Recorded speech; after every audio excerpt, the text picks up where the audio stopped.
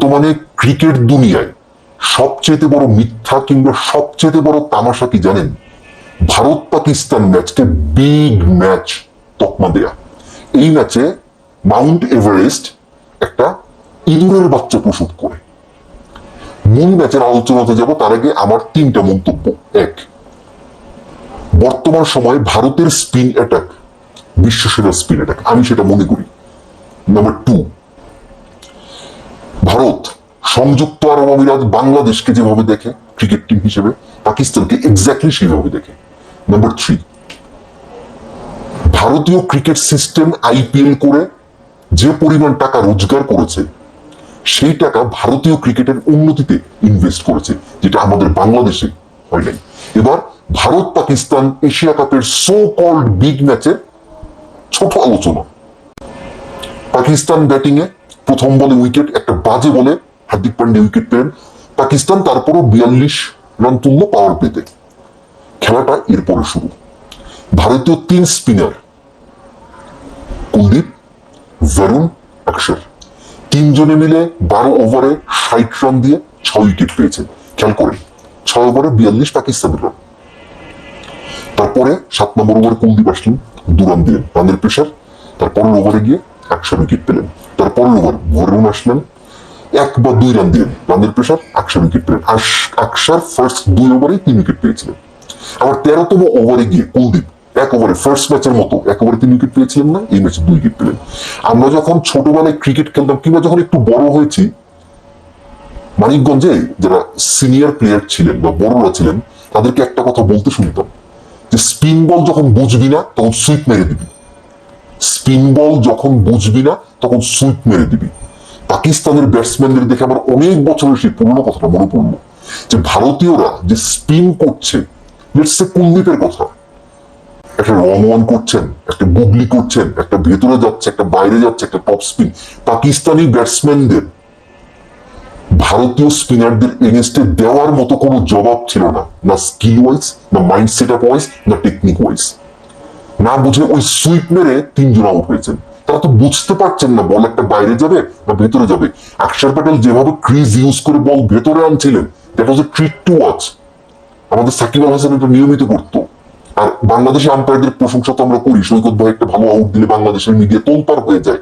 মাসুদুর রহমান মুকুল যে আজে বাজে আম্পায়ারিং করেছেন, এক স্টেপ এক্সপোজ লেগ স্টেপের বাইরে বল হিট করেছে, সেটা আপনি দিচ্ছেন, এ কথাটা বলে রাখলাম যে আমরা আসলে সবকিছু নিয়ে ওভার হাইট হই।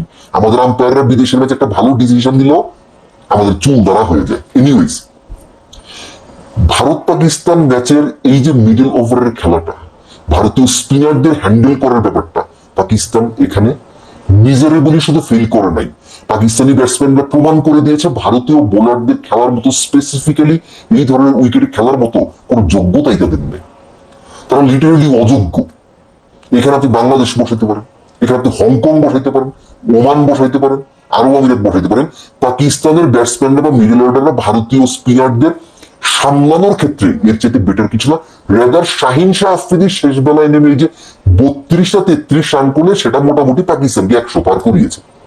নইলে পাকিস্তানের অবস্থা আরো খারাপ হতো। ভারতের ব্যাটিং, বাংলাদেশ কি ব্যাটিংটা করলো হংকং এর সঙ্গে, আমরা এক্সপেক্ট করছিলাম 16-17 ওভারে খেলা শেষ হবে, ফাইন হবে। এই যে 129 রান, 128 রান, 30 রান, এগুলোর এগেন্স্টে কি অ্যাপ্রোচে যাওয়া উচিত? ভারতের ব্যাটিংটা দেখেন। তারা যে স্টার্টটা করলো, অভিষেক 30 রান করে গেলেন 12 বলে। ইনিংসের প্রথম বলে শাহিন শাহ আফ্রিদিকে ডাউন উইকেট এসে পাঁচ করে চার, পরের বল কাভারের উপর দিয়ে 6, 2 উইকেট গেল ভারতের।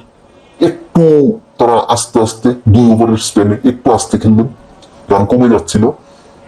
পাওয়ার প্লের শেষ ওভারে গিয়ে কত 13-14 রান করে 60 রান, 61 রান 2 উইকেট পাওয়ার প্লেতে। ম্যাচের আর কিছু বাকি থাকে। 130 চেস করতে গিয়েও ভারত তাদের অ্যাপ্রোচ থেকে সরেনি। 130 চেস করতে গিয়েও ভারতের ওই যে মাইন্ড সেট আপ, যে প্ল্যান, যেভাবে তারা টি-20তে খেলে যে ভাই 6 ওভার আমি 60 করবো, 2 উইকেট যাক। So this is the difference between a top team and an average team. Pakistan average team, less than average যদি সেটা ভারতের সাথে খেলা হয় এবং দুবাইয়ের এইরকম উইকেটে বা সংযুক্ত আরব আমিরাতে এইরকম উইকেটে খেলা হয়। সো পাকিস্তানের দিক থেকে, ক্রিকেটীয় দিক থেকে, ক্রিকেট ওয়াইজ ভারতকে দেওয়ার মতো জবাব তাদের নাই। এই ম্যাচটাকে অযথা শুধুমাত্র ডলার কামানোর জন্য আইসিসির লোভের কারণে, মিডিয়ার কারণে, স্পন্সরদের কারণে ওভার হাইপ করা হয়। এই ম্যাচে ওভার হাইপ করার মতো কিচ্ছু নাই। রাদার এর চাইতে বাংলাদেশ শ্রীলঙ্কা, বাংলাদেশ পাকিস্তান ম্যাচ অনেক বেশি এক্সাইটিং হয়, কারণ ভারতের সাথে কম্পিট করার মতো সামর্থ্য এই পাকিস্তান দলের নেই। সো যেটা হওয়ার ছিল সেটাই হয়েছে। যেটা শুরুতে বলছিলাম সেটা বলে শেষ করি। ভারত পাকিস্তান ম্যাচ এখন যে পর্যায়ে চলে গেছে, দুই দলের খেলার মান, skills, techniques, temperament, execution, Bharat Pakistan ম্যাচকে বড় ম্যাচ মনে করা মানে এভারেস্টের ছোট্ট একটা ইঁদুরের বাচ্চা প্রসব করা, এর চেয়ে বেশি কিছু।